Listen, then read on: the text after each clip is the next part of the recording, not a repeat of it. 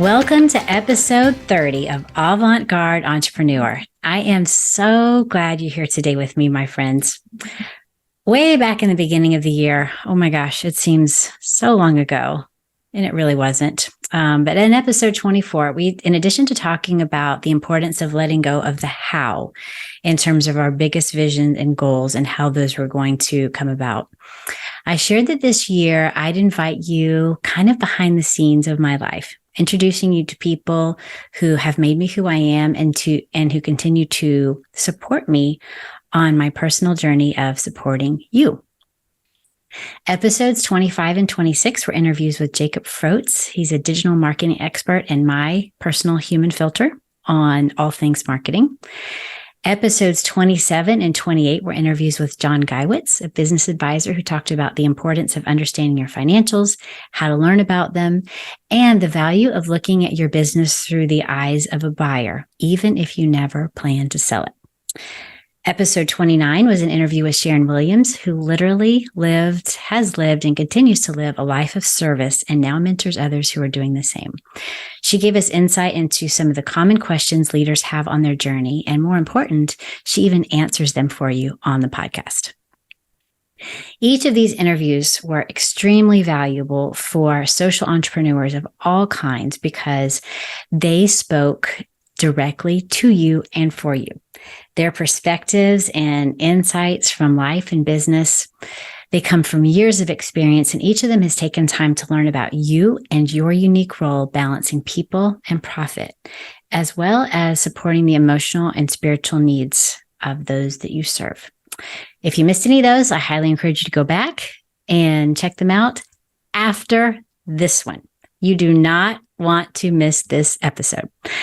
By far and away, the one word that makes more social entrepreneurs, whether missional entrepreneurs, change makers, business's mission, business for transformation, whatever you call yourself, the one word that makes people cringe more than any other is sales. So you became a social entrepreneur, a change maker because you love people, yet you must generate revenue, aka make sales, to grow and make scalable impact. So whether that's selling products and services or acquiring investors or financial partners. Today, we are so fortunate to speak to an expert in another area that is a mindset challenge for those in the entire spectrum of social enterprise, from nonprofit to full-on profit, and that is sales. We are keeping the year going with an interview with another one of my trusted friends. This time, it's all about the mindset around sales and how to keep going when others stop. Our guest, Stephen Ross, is a realtor. He sells real estate. For those of you that realtor is a kind of a strange concept. He's a national speaker, transformational coach, online course creator, and an author. He's literally lived his adult life doing door-to-door sales. He's knocked on well over 125,000 doors. Wow, that's a lot. So he knows a thing or two about perseverance and discipline, even when it feels like nothing is happening. Fun fact, like many of you, he is also an introvert. He would much rather be alone than with a group of people. I met Stephen last year at a week-long certification for transformational coaching. And in this ballroom of big personalities and super successful people, Stephen was always the one to notice the one. He had the gift of recognizing the one person in the room who was really stretching his or herself, and he would commend them for that. And he did it by shining a spotlight on them, but in a healthy way. And though he would bring another to the attention of the group, Stephen was never like himself in the light, so to speak. He just had this gift of elevating others publicly without drawing attention to himself. Such a gift. Such a gift. So Stephen would catch me sneaking out every now and then to be alone and to recharge, and would gently drag me back in with at least a small group of people Then, over the years going door to door, Stephen has mastered the art of making people feel comfortable and at ease, as well as his own mindset. And he's here to share some of his guidance and wisdom with us today. Stephen, thank you so much for being here. It's my pleasure. I think I'm going to cry after that introduction. That was very thoughtful, and I super appreciate it. Oh, you're so welcome. You're so easy to introduce. I mean every word of it. So, Stephen, can you, the word, I mentioned this in the intro, the word realtor in different parts of the world, it's kind of like the concept of an attorney. It has a different name, like a solicitor or so. When we talk about being a realtor, we mean selling real estate. So how did you get into selling real estate or into the real estate business, and kind of how has your career evolved to where it is now? Yeah, great. Well, I started my whole life was, I was fortunate enough to have a family that was, we were middle class, but my dad was an accountant, and then he was an executive at a company, and he moved from accounting to sales. He's also introverted, but he learned how to sell. He would say he's not the best salesman. He's okay. He did okay. But then most of my life, he had his own businesses, and I worked for him. So I learned what it was like to run and own a business. And I think that is an important piece, because then when I graduated from college, I went and worked, for big companies. I worked for consulting firms. I worked for large insurance companies. I worked for the NASDAQ, the American Stock Exchange as clients with Ernst & Young. So I'd seen a lot of cool stuff at the big scale, but I came from grassroots. How are you going to make payroll next week? How are you going to pay your bills next week? And when I decided to get in real estate in the end of 2004, 2005, the real estate market, and I lived in Southern California, and in Southern California, which is, Los Angeles, most people have heard of Los Angeles, it's very flashy, it's very expensive, and real estate is a big thing. Buying and selling homes is a real, people want to own their home.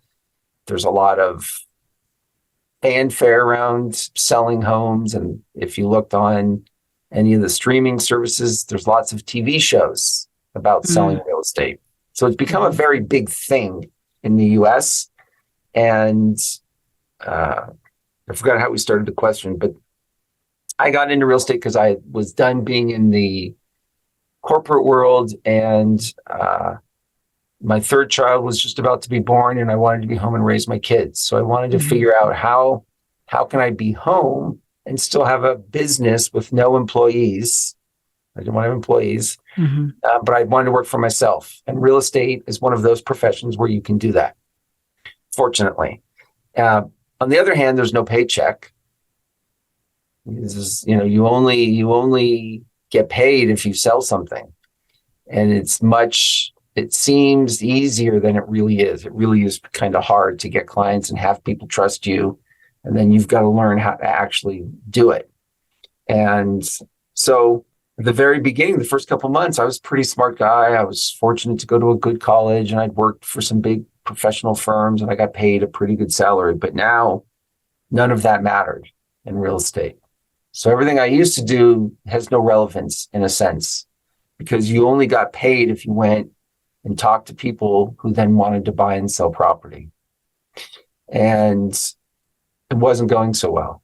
And I had these 3 kids to feed. And I had a coach, and he said, you can knock on heads, which is, you go out and talk to people through your network and all that stuff. But remember, I'm an introvert. I don't like being around people. Or you can go knock on doors. Like you can do that. You can actually go to people's doors and talk to them, because certainly in many parts of the US, definitely in Southern California, right? There's all these big neighborhoods, and there's all these people home, and you can knock on their door and talk to them about real estate. And that's what I did. And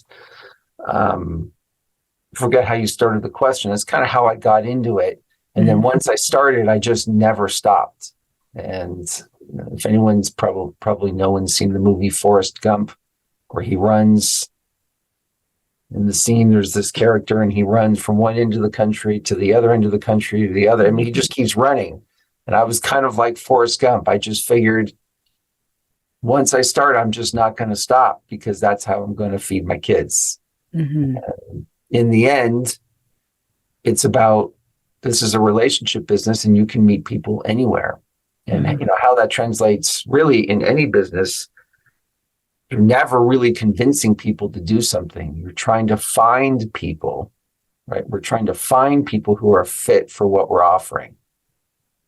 And that requires, in a sense, selling, but really it means you just got to go out and talk to people and find who your clients are. Mm-hmm. Yeah. It was a lot. I went a lot of different places. So feel free Yeah, to. no, that was great. That's incredible. I want to talk more about where you are now. But before we go there, something that's really important that I think a lot of people need to hear about is how you manage your mindset with so much responsibility at home. And the reason is because even if social entrepreneurs or missional entrepreneurs, even if they some of them have children, but even if they don't have children, let's say they're in their 20s, a lot of them have responsibility at home to take care of their parents or their grandparents or their aunts and uncles. So whether it's children, it's somebody in their family that they have a huge responsibility for. And when you're starting any business, whether it's real estate or selling anything, there's no one else, as you said, no one else is writing a paycheck. You've got to do it yourself. So can you talk to our listeners about how you manage your mindset and kind of what you did to keep going when sales weren't happening and you had 3 children that you had to feed and a wife? I don't think we have 3 hours to dissect that. That's probably a whole nother book. A whole nother book. Let's see if we can break it down into a couple of steps. The first is, right, we can't do everything. I had one of my very first mentors who says, you can't do everything. When would you do it? Right? You got to let that sink in. It doesn't make any sense, but it makes a lot of sense. There's always way more to do than we could ever get done. Mm-hmm. So the goal every day is not to get everything done. The goal is to be clear what's most important and make sure you do that. Mm-hmm. So if you're taking care of family, the most important thing is to take care of your family. Whatever time that's required leaves you with maybe 6 hours. Let's say it leaves you with 6 hours in the day. So you have 6 hours to work. You don't have all day. You don't have 8 hours. You don't have 10 hours. You have 6. What's the most important thing you have to do during that 6 hours? And for most businesses, it's selling. It's not getting business, it's finding business. Mm-hmm. It's nurturing business. And so that's the first thing you have to do every day. And for some people, that's all they do all day. If you have a business partner or an employee that's handling the business, making stuff happen, then your job is to just go get business or find business or however you want to phrase it. And there's almost nothing you can do. I'm oversimplifying. I'm making this simple. There's always exceptions, but people get the gist of this. I think it can translate. There's nothing you can do to make people buy or sell. Or buy. But in real estate, you can't make a buyer buy and you can't make a seller sell. They've got to get there on their own. And your job is just to continually stay in front of people and find out, do you have a solution to their problems? Is what you're doing solve their problems? And sometimes it doesn't. That's okay. Then you just make a friend. There's a very famous man, Zig Ziglar. If you can't make a sale, make a friend.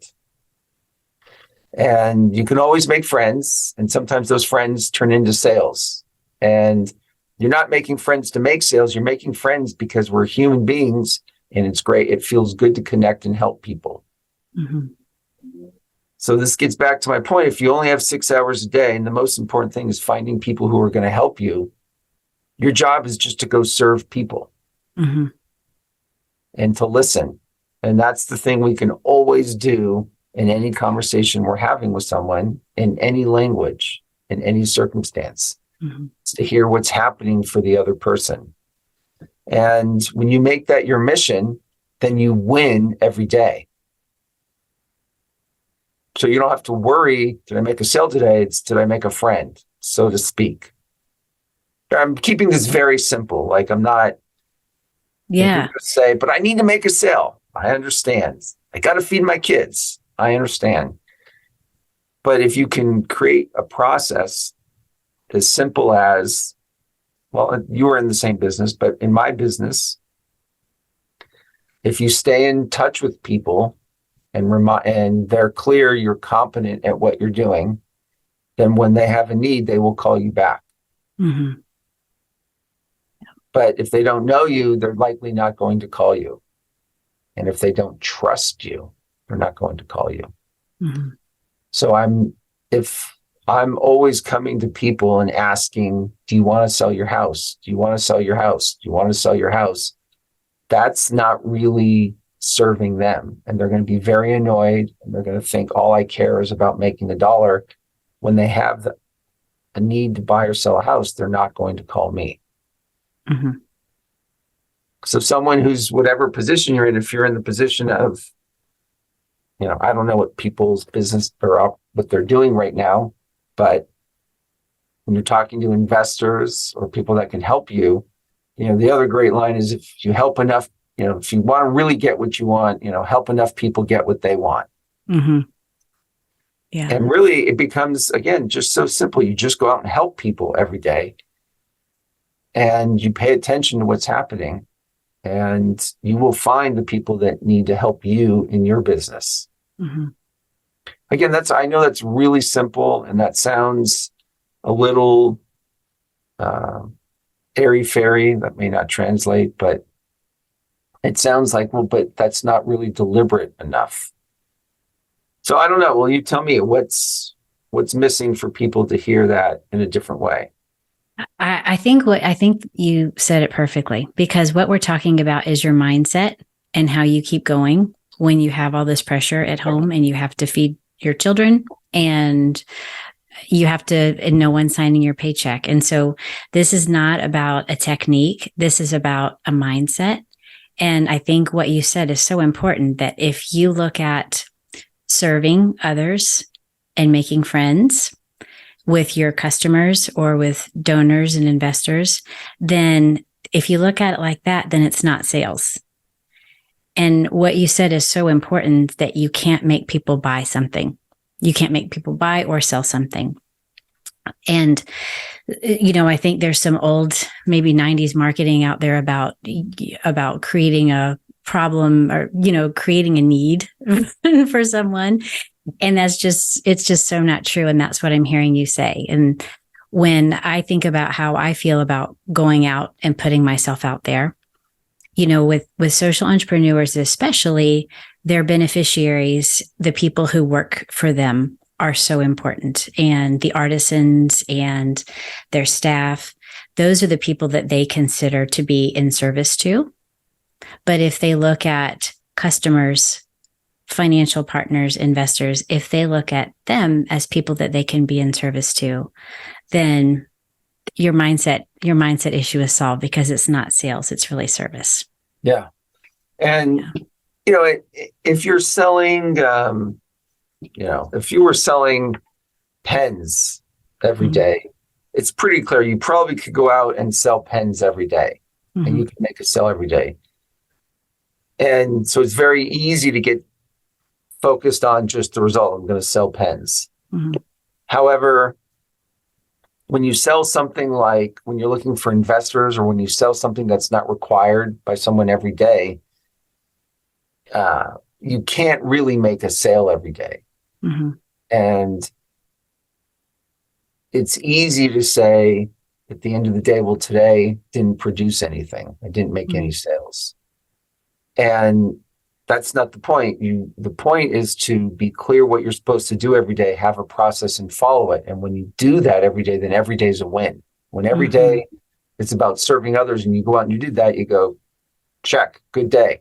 And if you're paying attention, you learn at getting better. You learn how to listen better. You learn how to interact with people better. You learn to uncover when you're talking to someone and they say something and then you got distracted and you think at the end of the day, you're like, oh my gosh, that person was trying to tell me something and I totally missed it.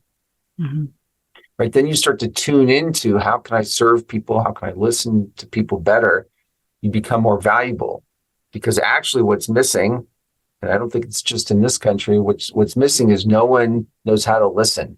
Mm. So when you're with another person and they feel like you're really listening and you really actually care about them, that's invaluable. That's priceless. And people want to be around those people and people want to do business with those people. So true. People want to be heard. I think People a lot of want to be heard. people feel like they're silent and they're not silent, but it's not that they're not trying to talk. They just feel unheard.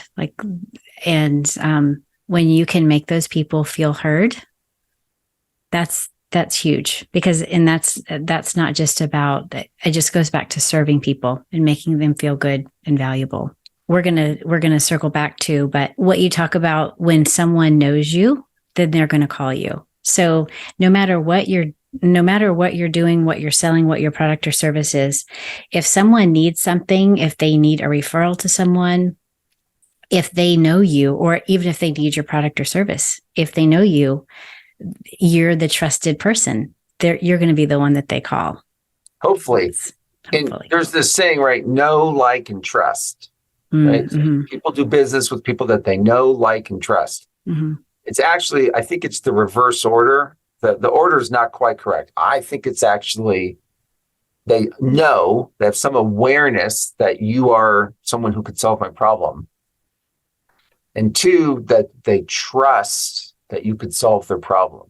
Because even if they don't like you, if they know you and trust you, they're still probably going to call you. Yes. I think like is a little iffy. As long as you're not a jerk. You have to be like a bull. Or I should say, not a jerk. If you're not a jerk, if they know you, they trust you, and you're not a jerk, odds are they're going to they're going to call you.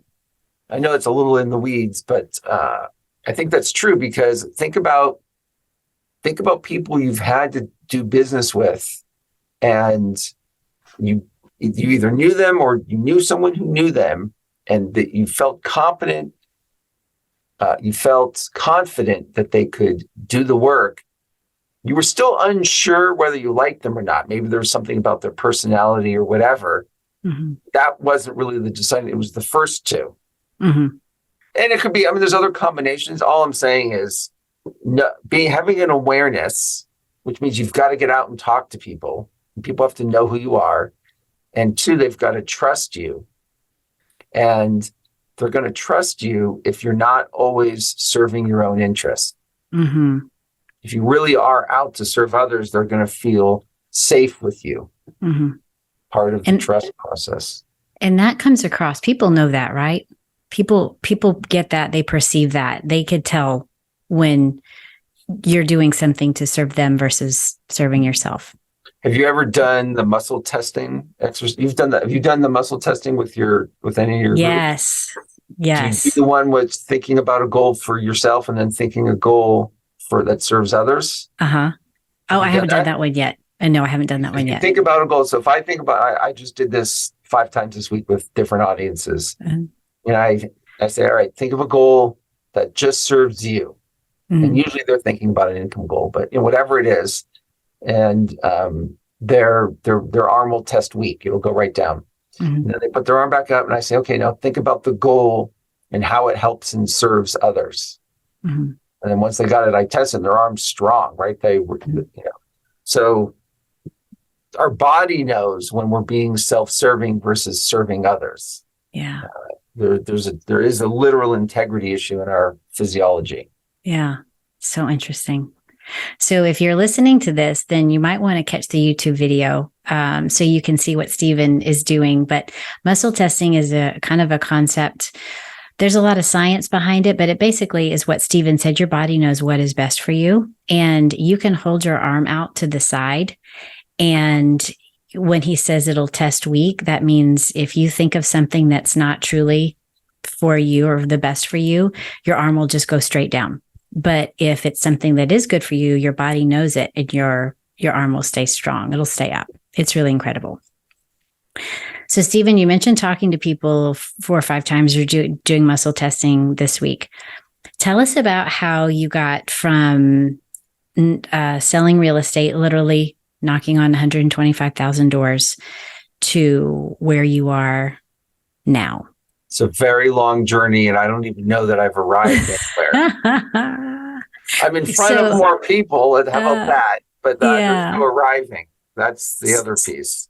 So I think what would be helpful for people to understand is, how do you go from doing something that you don't really want to do, you get your mindset right, you kind of master it, and then it catapults you to other things that you may or may not have expected.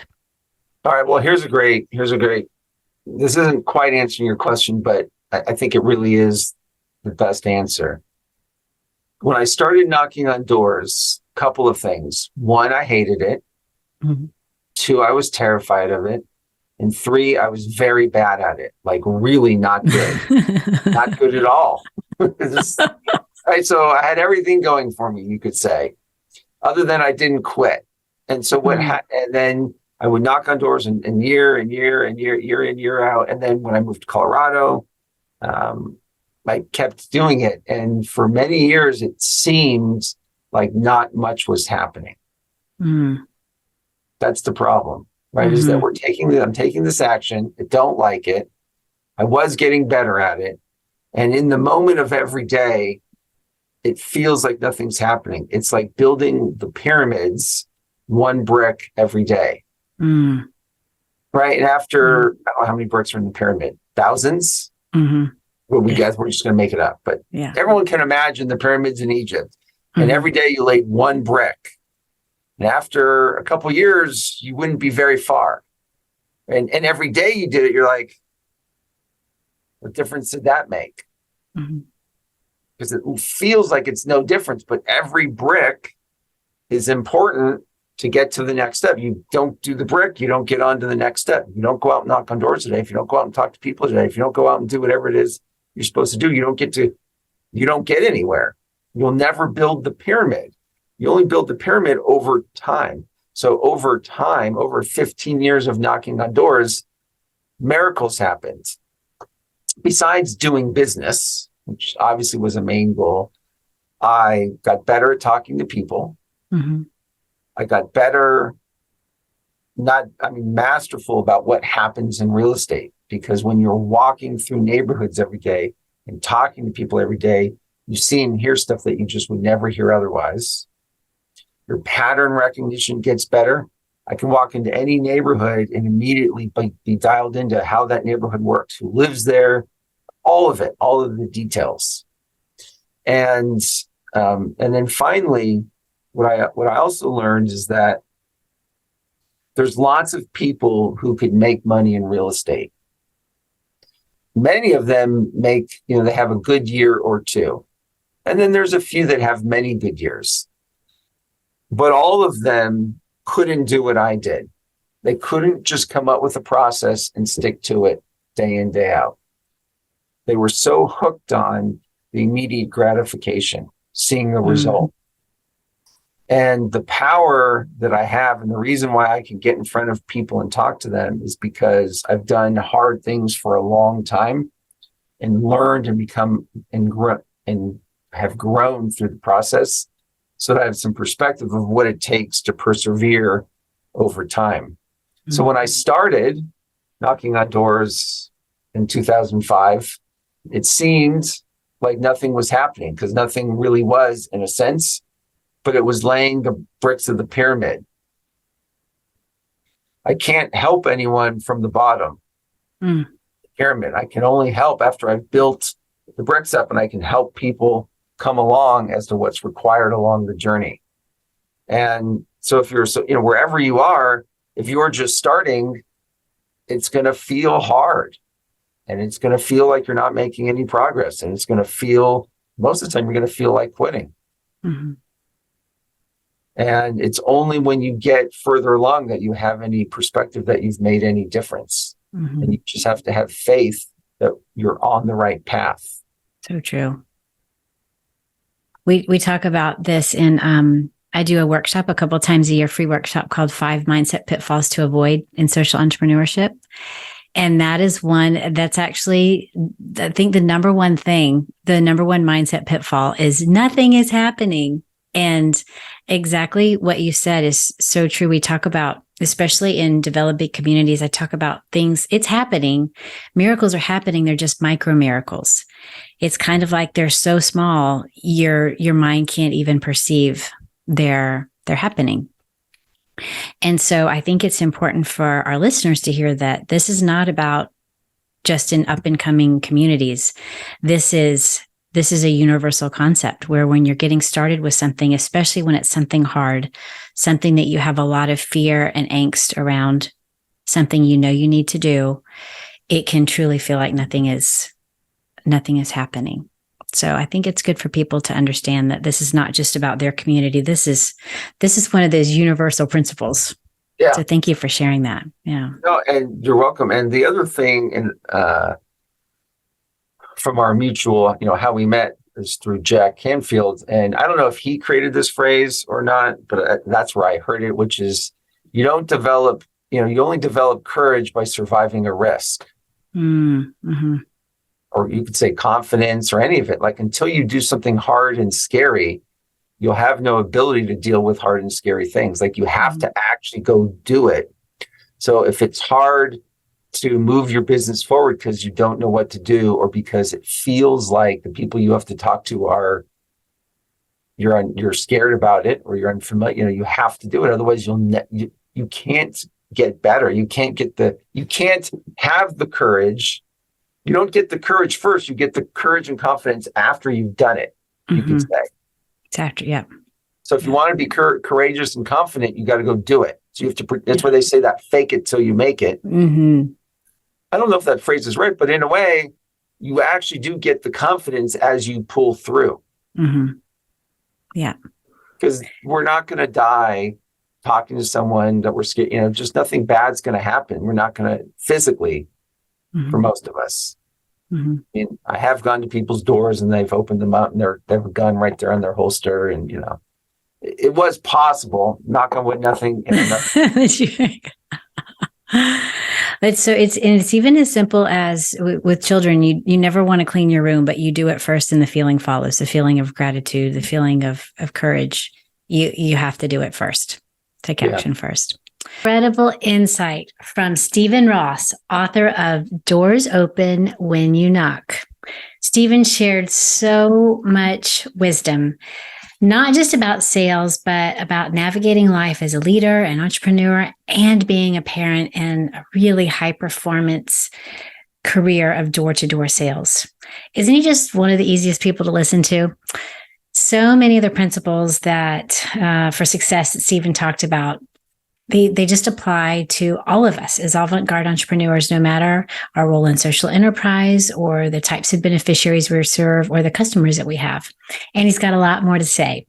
So I'm pushing pause on this interview with Stephen, and we'll pick back up in episode 31.